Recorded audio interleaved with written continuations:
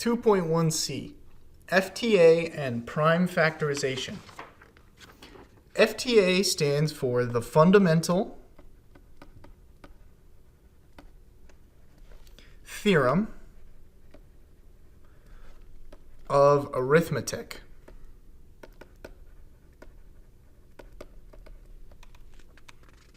So let's break this down a little bit. Fundamental means important. So it's an important theorem of arithmetic. Well, what is a theorem? A theorem in math is something that's always true, no matter what. So this is a really important true statement about arithmetic. So the fundamental theorem of arithmetic states that any number, any whole number,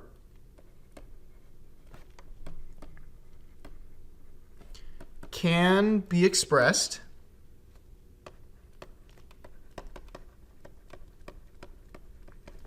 as the product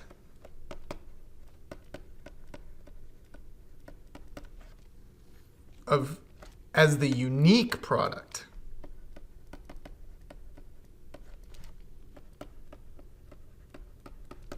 of prime numbers.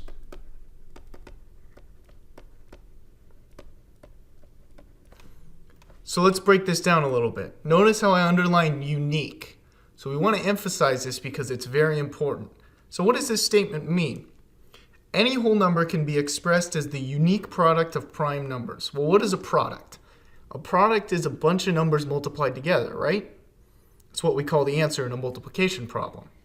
So any whole number can be written, expressed as the unique product of prime numbers. So we can always write a whole number as a bunch of prime numbers multiplied together. But even more than this, that combination of prime numbers will be unique for every single whole number. So because of this fact, we can think of prime numbers as the building blocks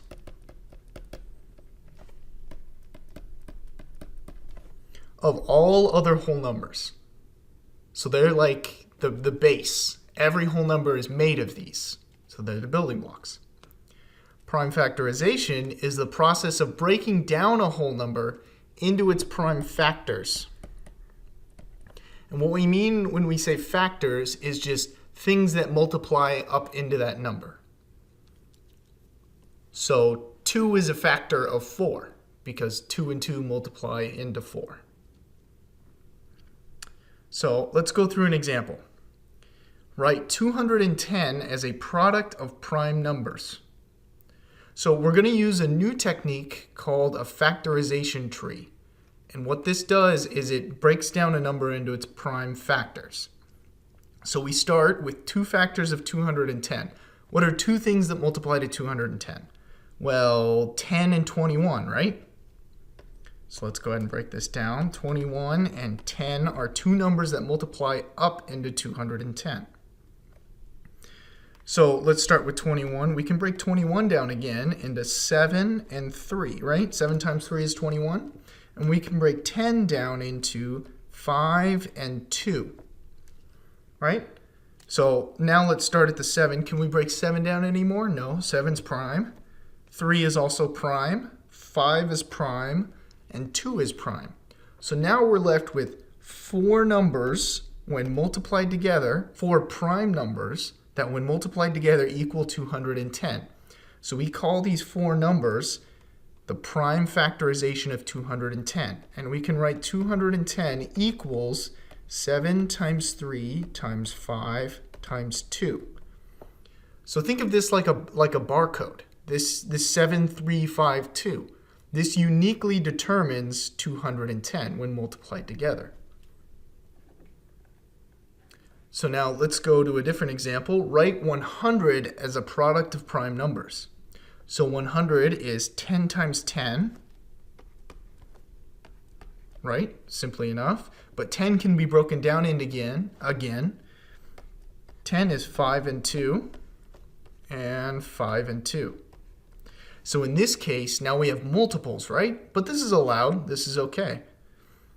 So now 100 can be written as 5 times 5 times 2 times 2.